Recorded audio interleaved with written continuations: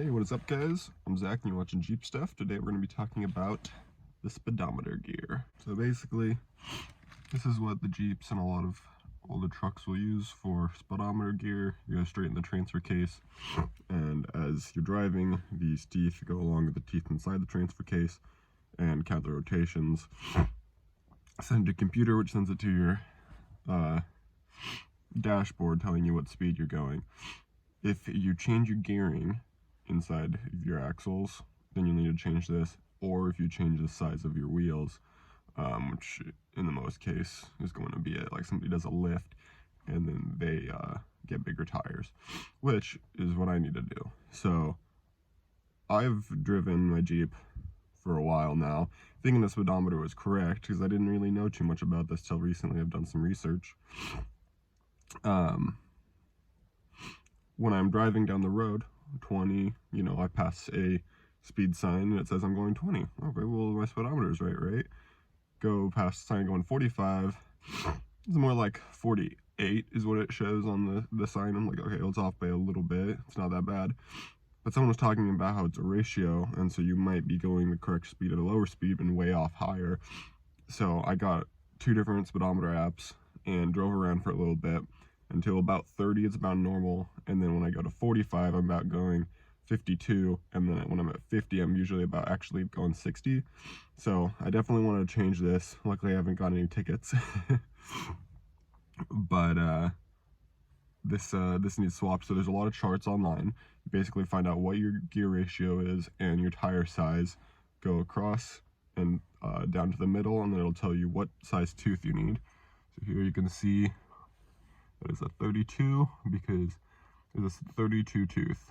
I have a 355 gearing and 31-inch tires, so that's what I needed personally. Yours may be different, but that's what you can use the chart. They're all over the place online.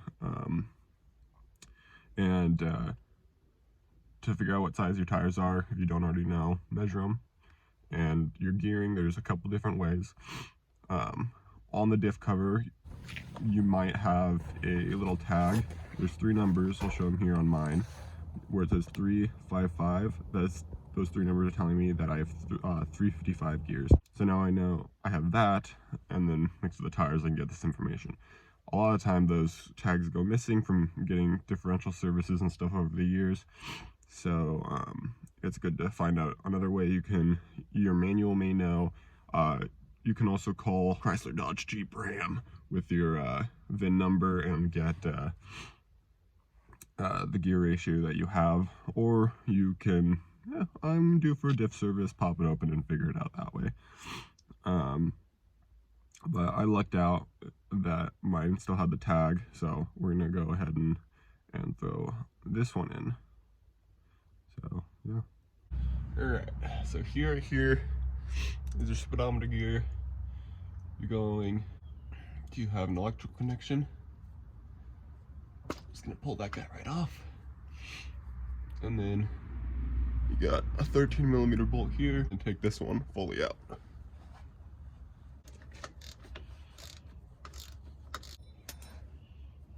Do not lose this bracket. It is very important. And then you're just gonna slide the old gear right out. Right out. Like that. Next, you're just gonna take the old gear, pop it right out, go the new gear, pull it in, just like that. And then while you're at it, everyone recommends to replace this O-ring because O-rings don't last forever, and most of the time the gears will come with one. So just take a fresh one and put some oil on it and slip it on. So then you just go ahead and slide new O-ring on. And then if you look at the edge, you'll see these numbers, 32 to 38, 39 to 45, and 26 to 31. So basically, based on how many teeth are on your gear, that's how you're going to align it. So before it had, let's see, what was this one? This is a 34 gear. So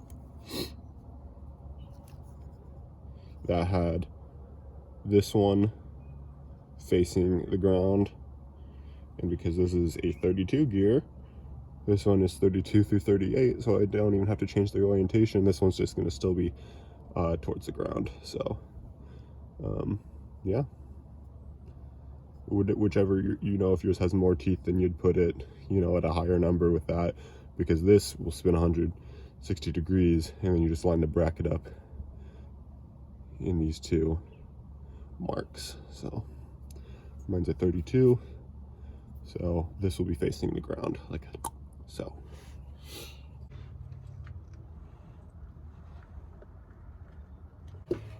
Alright, so once you're here, you can see I got 32 towards the bottom.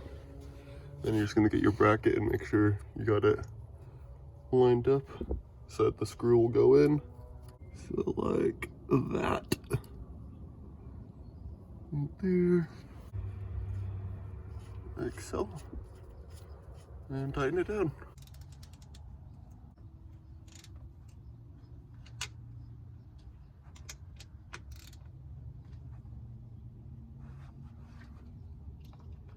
Then you're just gonna get your connector, click it back in, and that's it pretty much. Just go make sure that your speedometer is working properly. Thanks so much for watching. Press like if you liked it, and hit subscribe if you want to see more. Bye.